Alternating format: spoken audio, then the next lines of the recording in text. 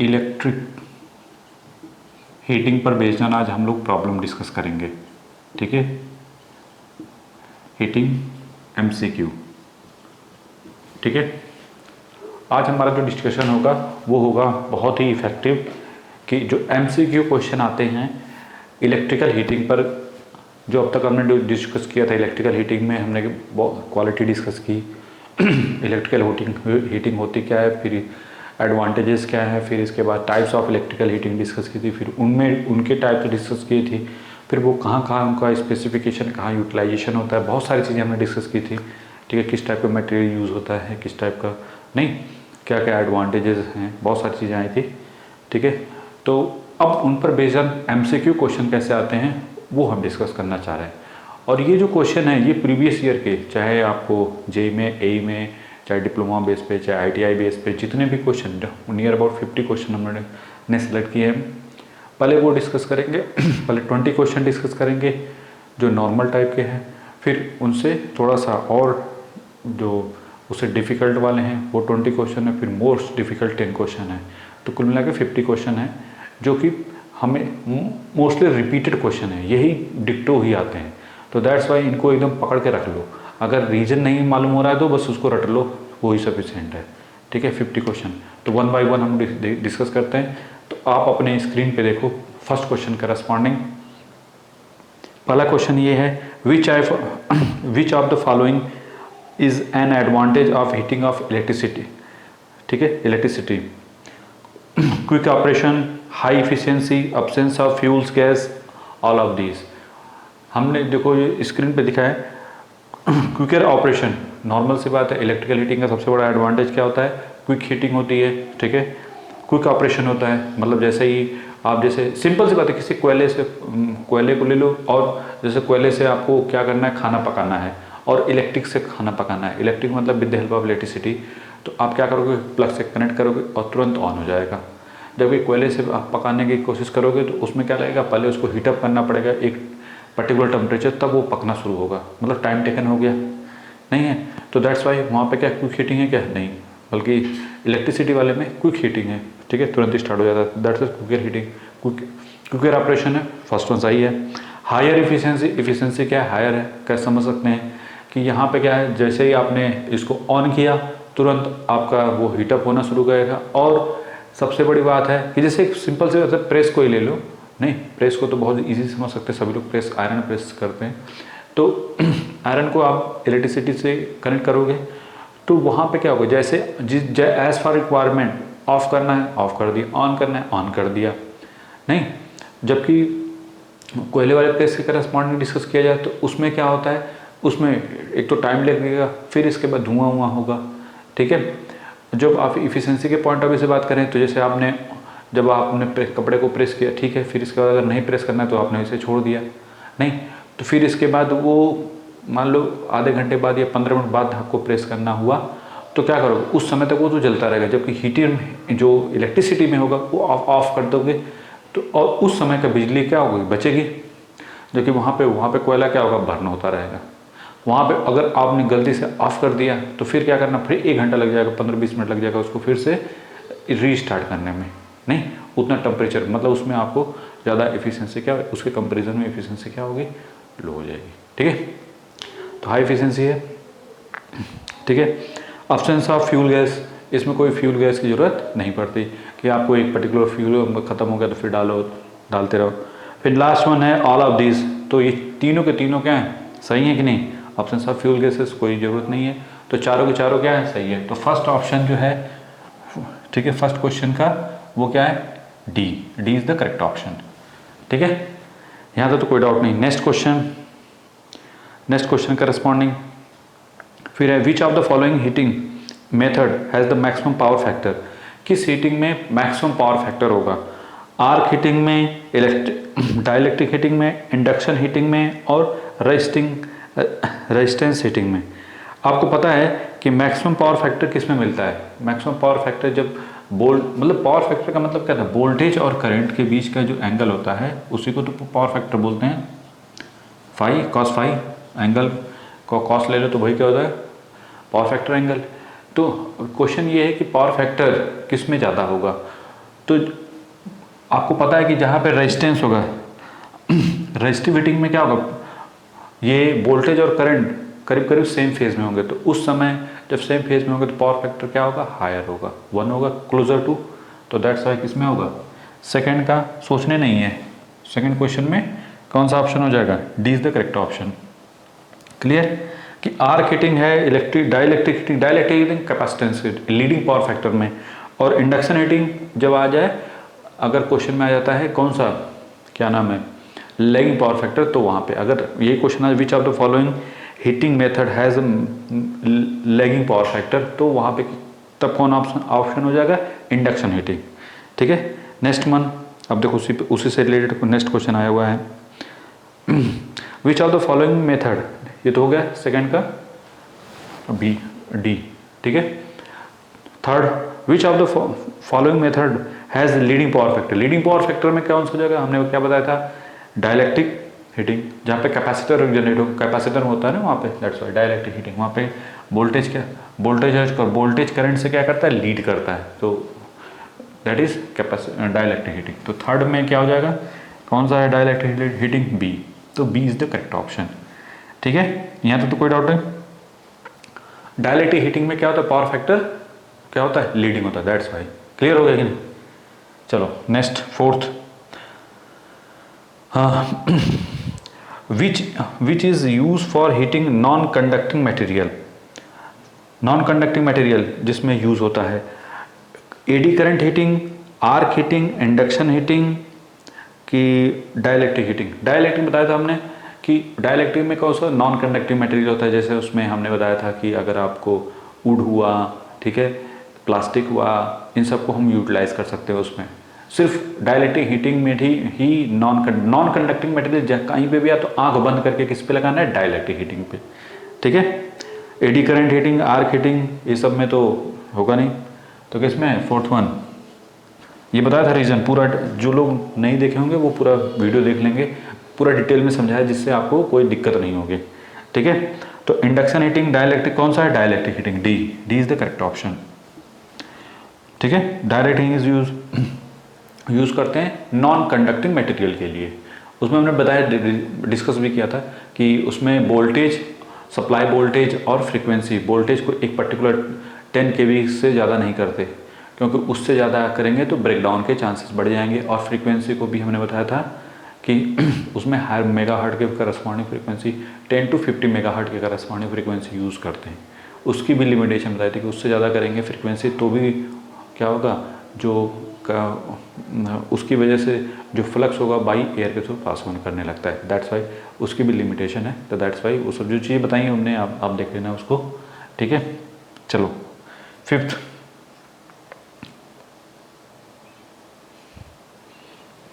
Fifth में question है, which of the following method heating is not depend on the frequency of the supply, supply frequency पे कौन सी heating जो है depend नहीं करती।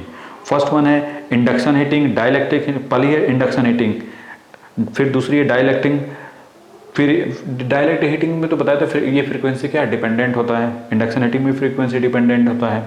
ठीक है, क्योंकि एडी करंट और हिस्टेरेसिस लॉस की हेल्प से होता है, तो वो भी क्या, हिस्टेरेसिस लॉस और एडी करंट दोनों ही फ्रीक्वेंसी क्या होता है, dependent, that's why induction heating. और इंडक्शन हीटिंग में वो हो गया, डाइलेक्ट्रिक हीटिंग में हमने बताया था सप्लाई फ्रीक्वेंसी पे डिपेंड करता है, अभी इसके पहले क्वेश्चन में डिस्कस किया। इलेक्ट्रिक हीटिंग, फिर नेक्स्ट है इलेक्ट्रिक रेजिस्टेंस हीटिंग, तो इलेक्ट्रिक रेजिस्टेंस हीटिंग में ये फ्रीक्वेंसी पे डिपेंड नहीं करता, तो which one is correct, C is the correct option. ठीक है, तो ये क्लियर हो गया कि नहीं, resistance heating is not depend on the frequency, supply frequency. ठीक है, नाउ नेक्स्ट वन, तो ये हो गए 5 क्वेश्चन। अब इसके बाद 6 क्वेश्चन, देखो बहुत ईजी है, जो हमने पढ़ाया था एकदम डिक्टो ऐसे पढ़ाया था ना, एकदम एक एक चीज क्लियर हो रही है, पूरा माइंड में आ रहा होगा। चलो 6 question, which of when a body reflect entire radiation incident on it, then it is known as white body, gray body, black body, transparent body। ठीक है, तो नॉर्मल सी बात है, जिसमें रिफ्लेक्शन किस में होता है, वाइट बॉडी जो रिफ्लेक्ट कर देती है, तो which one is correct, A is the correct option. ठीक है, चलिए next one 7, question number 7, for transmission of heating from one body to another, एक बॉडी से दूसरे बॉडी में जो ट्रांसमिशन ऑफ हीटिंग होता है। फर्स्ट क्वेश्चन है, फर्स्ट ऑप्शन है temperature of the two body must be different, दोनों बॉडी का टेम्परेचर क्या होना चाहिए, डिफरेंट होना चाहिए। Both body must be solid, दोनों बॉडी सॉलिड होनी चाहिए। Both body must be in contact, ये भी होना चाहिए। At least one body must be some source of heating, एक बॉडी से दूसरे बॉडी में ट्रांसफर ऑफ हीटिंग के लिए सबसे बेसिक रिक्वायरमेंट क्या होती है, पता है, temperature of two body must be different. पहला क्वेश्चन, पहला तो यही हो गया ना कि दोनों बॉडी का टेम्परेचर क्या होना चाहिए। अगर दोनों बॉडी का टेम्परेचर ही डिफरेंट होगा, अगर दोनों बॉडी का टेम्परेचर डिफरेंट होगा तभी तो वो क्या होंगे, जो हीट होती है वो एक हाई टेम्परेचर से लो टेम्परेचर की तरफ क्या करती है, मूव ऑन करती है। ठीक है, बताया था जब हमने डिस्कस किया था इसके हीटिंग के बारे में, टेम्परेचर के बारे में। ठीक है, कंडक्शन, कन्वेंशन और रेडिएशन, ये तीनों बताया था ना। तो 7 करस्पॉन्डिंग कौन सा ऑप्शन हो गया, ए इज द करेक्ट ऑप्शन। चलो नेक्स्ट वन, क्लियर है, must be different. Next one 8, question number 8 के corresponding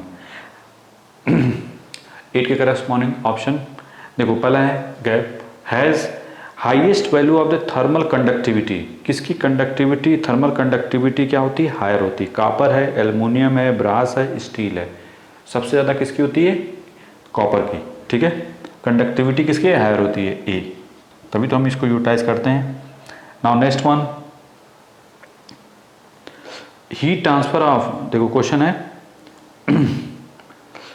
heat transfer of condition will not occur when, heat transfer, heat का जो ट्रांसफर है वो नॉट अकर करेगा, मतलब एक बॉडी से दूसरे बॉडी में नहीं जाएगा। सिंपल सी बात है, टेम्परेचर दोनों का क्या होगा, डिफरेंस होगा। खैर दोनों सेम होगा, दोनों का बॉडी का टेम्परेचर क्या होगा, सेम होगा। चलो पढ़ते हैं क्या है।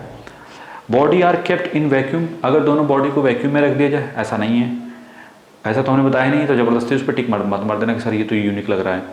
नेक्स्ट वन है body are immerse in water, ये भी नहीं है। Third, body are expose to the thermal radiation, ये भी नहीं है। नेक्स्ट में temperature of the two bodies are identical, बताया था ना, पहले बता दिया था हमने। तुरंत पहले जो ऑप्शन में आ रहा है माइंड में वो पहले लिखो। ठीक है, तो D is the correct option. ठीक है, चलिए now next question is a perfect black body is one which, जो परफेक्ट ब्लैक बॉडी होती है, one which transmit all incident radiation. ठीक है, जो ब्लैक बॉडी होती है वो क्या करती है, वो तो ऑब्जर्व करती है ना, पूरा का पूरा जो भी एनर्जी होगी, हीट होगी, वो क्या करेगा, ऑब्जर्व करता है। ब्लैक बॉडी की ये खास बात होती है, क्या है, transmit all incident radiation, no. Second, observe all incident radiation, yes. Second, B is the correct option. चलो और आगे पढ़ लेते हैं पहले। ठीक है, वैसे पढ़ने की जरूरत नहीं है। रिफ्लेक्ट ऑल इंसिडेंट रेडिएशन, ऐसा कुछ नहीं होता है। Observe, reflect and transmit all incident radiation, no. Which one is correct, B is the correct option. ठीक है, ऑब्जर्व करता है ना वो, ऑल रेडिएशन को क्या करता है, ऑब्जर्व कर लेता है, दैट्स वाई। ठीक है, perfect black body observe all. ठीक है, क्लियर है कि नहीं, यहाँ तक तो कोई डाउट नहीं होना चाहिए कि ऐसे तो कोई डाउट हो तो कमेंट में लिख दो कि सर ये प्रॉब्लम है, और हम उसको रीड करके उसका आंसर दे देंगे। ठीक है, चलिए नेक्स्ट क्वेश्चन पढ़ते हैं। Heat is transfer simultaneously by condition, convention and radiation. ठीक है, ये बोला है heat is transfer simultaneously by conduction, convention and radiation, good, सही है। Inside boiler furnaces during melt of ice, no. ये तो पहला ही ऑप्शन सही है, और पढ़ लेते हैं 11 का कौन सा, ए लग रहा है, ए परफेक्ट है। चलो कोई नहीं। इनसाइड बॉयलर फर्नेसेस के अंदर रेडिएशन, कंडक्शन और ट्रांसमिशन, नॉर्मल सी बात है, तीनों तरीके से क्या होती है, हीट जो होती है ट्रांसफ़र होती है। चलिए सही है। ड्यूरिंग मेल्टिंग ऑफ आइस, केवल मेल्टिंग ऑफ आइस में ही ऐसा होता है, नहीं। ठीक है, दूसरा मेल्टिंग ऑफ आइस की करस्पॉन्डिंग बात करें तो वहाँ पे कौन सा होता है, कंडक्शन, रेडिएशन होता है, कंडक्शन होता है। ठीक है, क्योंकि यहाँ बोला तीनों होना चाहिए, that's why. Through the surface of insulated pipe carrying steam, no, ये भी नहीं। Refrigerator coil the freezing of the refrigerator, no, ये नहीं। ठीक है, केवल किस में होता है, ए में, A is the correct option. Now next one 12 भी अगर आसमानी, कुछ क्वेश्चन ऐसे होंगे जिनको आपको रटना पड़ेगा, ठीक है। जैसे ये क्वेश्चन है, which of the following heat transfer during the entering of satellite and missiles, ठीक है। प्रोसेस ऑफ हीट ट्रांसफर, जो हीट ट्रांसफर होती है, ठीक है, सैटेलाइट एंड मिसाइल्स में एट वेरी हाई स्पीड पे into earth atmosphere is known as, which one is correct? Ablation, radiation, ठीक है। तो इसका आंसर ए है, ठीक है। ये फर्स्ट वन इज करेक्ट, ए, ठीक है। इसके ज़्यादा डिटेल में जाने की जरूरत नहीं है। नाउ नेक्स्ट क्वेश्चन, जब जिसके बारे में बोलेंगे डिटेल में तो बस उसको रट लो, अगर आएगा तो टिक मार देना, काम खत्म। ज़बरदस्ती कोई वो इशू मत करो। नहीं, which one of the following highest value of thermal conductivity? Thermal conductivity किस में होती है? First one water, steam, solid ice, melting ice, ठीक है।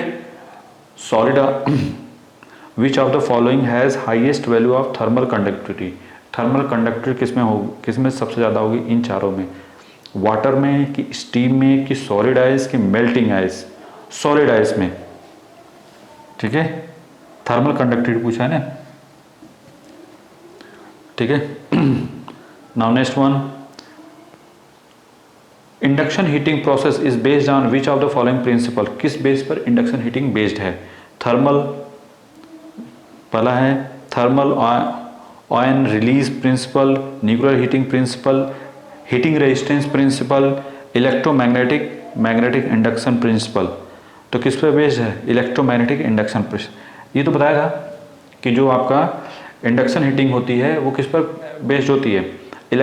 इलेक्ट्रोमैग्नेटिक इंडक्शन प्रिंसिपल पे। हमने बताया था ट्रांसफार्मर वाला कंसेप्ट इसमें लगता है ना, एक बॉडी से एक प्राइमरी साइड से सेकेंडरी साइड में ट्रांसफर, तो इलेक्ट्रोमैग्नेटिक इंडक्शन के थ्रू ही प्रिंसिपल पे वर्क करता है ना। 14 का क्या हो जाएगा? That is D is the correct option.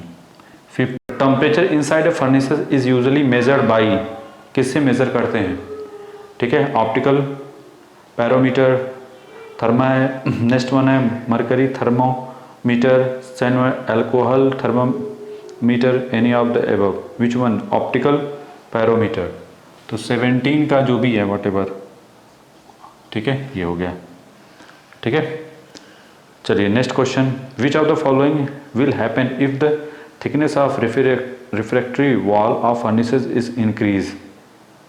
ठीक है, first one, heat loss through the furnace wall will increase.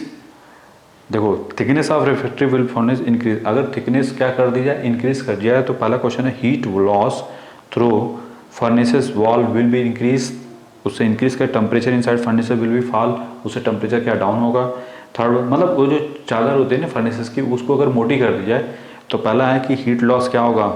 Increase करेगा। दूसरा, temperature inside furnaces will be fall, उससे कम हो जाएगा।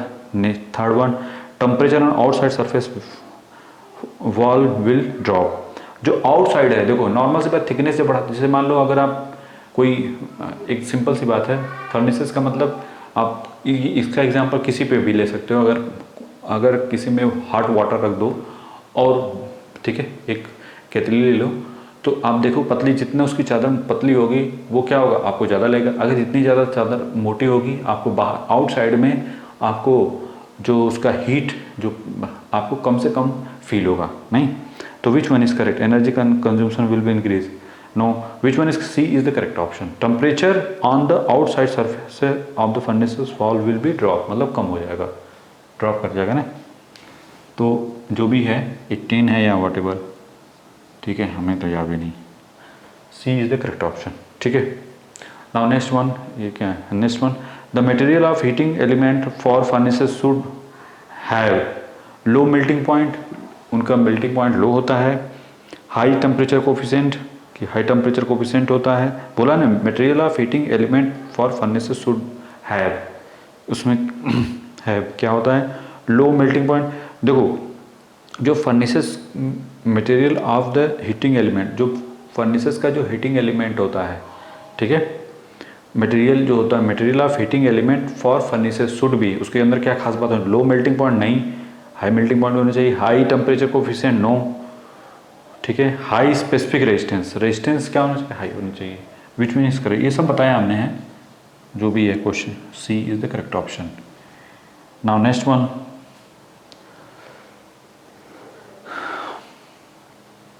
a resistance furnaces the temperature is oxidizing, deoxidizing, reducing, neutral। देखो हमने बताया था in a resistance furnaces the atmosphere is oxidizing होना चाहिए कि डीऑक्सीडाइजिंग होना चाहिए कि रिड्यूसिंग होना चाहिए कि न्यूट्रल होना चाहिए। ठीक है, क्या होना चाहिए, ऑक्सीडाइजिंग होना चाहिए। तो हमने ये बताया था 20 में का को जो भी है वटेवर ये हो जाएगा ए। ठीक है, तो ये हो गए हमारे 20 क्वेश्चन के राउंड अप जो भी है। ठीक है, अब हम बात करेंगे इसके बाद थोड़ा सा इससे थोड़ा सा टफ।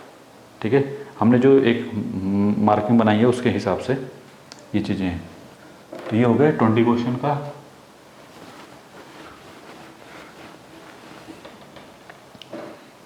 चलिए नेक्स्ट, चलिए temperature inside a resistance furnaces can be varied by, first one disconnecting some of the heating element, disconnection of the heating element, varying the operation of voltage, operation की वोल्टेज। देखो बोला ना temperature inside will be varied, बोला ना कि the temperature of inside resistance, जो inside resistance होगा, resistance का जो temperature inside a resistance furnace, जो फर्नेस के अंदर जो टेम्परेचर है वो क्या होता है, वेरी करता है। किसकी वजह से, disconnection some of the heating element, कि जो हीटिंग एलिमेंट है उनका डिस्कनेक्शन किया जाए इस वजह से। दूसरा वेरी द ऑपरेटिंग वोल्टेज, अगर ऑपरेटिंग वोल्टेज को वेरी किया जाए। तीसरा varying the current through heating element. ये तो तीनों के तीनों लग रहे हैं सही, नहीं, disconnection some of the heating element, जो हीटिंग एलिमेंट है उसका डिस्कनेक्शन कर दिया जाए। ठीक है, तो भी नॉर्मल सी बात है, टेम्परेचर क्या हो जाएगा, डाउन हो जाएगा, वेरी करेगा। ठीक है, दूसरा वेरिंग द ऑपरेटिंग वोल्टेज, अगर ऑपरेटिंग वोल्टेज जो आपने है लगाया है उसको क्या करो, ऊपर नीचे करो तो भी वेरी करेगा। Third varying the current through the heating element, जो करंट जा रही है हीटिंग एलिमेंट में वो भी वेरी करेंगे तो भी क्या होगा, वो भी उसकी वजह से भी चेंजेस होंगे। एंड लास्ट वन, अच्छा ये है by any of the above method, कोई भी मेथड इसमें से चार, तीनों के तीनों सही हैं। तो which one is correct, D is the correct, सभी के सभी सही हैं। सेकेंड ऑप्शन क्लियर है कि नहीं। नाउ नेक्स्ट वन, चलिए इंडक्शन हीटिंग इज, अब देखो कॉमन है, ऑब्जर्व अब नॉर्मली हाई कब हाई होगी, नॉर्मल सी बात है किस पे, इंडक्शन हीटिंग है तो फ्रीक्वेंसी डिपेंडेंट, फ्रीक्वेंसी अगर हाई होगी तो। ठीक है, तो phase angle, frequency, current, voltage, which one is correct, frequency. तो कौन सा option, B is the correct option. Third, high frequency power supply for induction furnaces can be obtain by, ठीक है, बोला है ना, high frequency power supply for induction furnaces can be obtain by core loss transformer, current transformer, motor generator set या multi phase transformer. ठीक है, हम किससे हाई फ्रीक्वेंसी पावर सप्लाई, हम हाई फ्रीक्वेंसी प्राप्त कर सकते हैं। नॉर्मल सी बात है, current transformer lossless, core loss से तो नहीं, कोर लॉस वाले से नहीं, current transformer no, multi phase trans no, motor generating set से। ठीक है, मोटर जनरेटिंग सेट से हम लोग प्राप्त कर सकते हैं। तो सीज ये याद रखना ना, ये वाला। ठीक है, फ्रीक्वेंसी की बात हो रही, याद रखना फ्रीक्वेंसी को हमको इंक्रीज करना है तो मोटर जनरेटर सेट की हेल्प से। ठीक है, ये पावर इलेक्ट्रॉनिक्स में हम लोग डिस्कस करते हैं कि ऐसा कैसे मिलता है। खैर कुछ चीज़ें हैं। चलिए, induction furnaces are employed for which of the following, question है induction heating of employed for which of the following, heating, first one है heat treatment of castings, heating of insulator, melting aluminium, none of the above. ये तो simple सा है, which one is correct, A is the correct option. नहीं,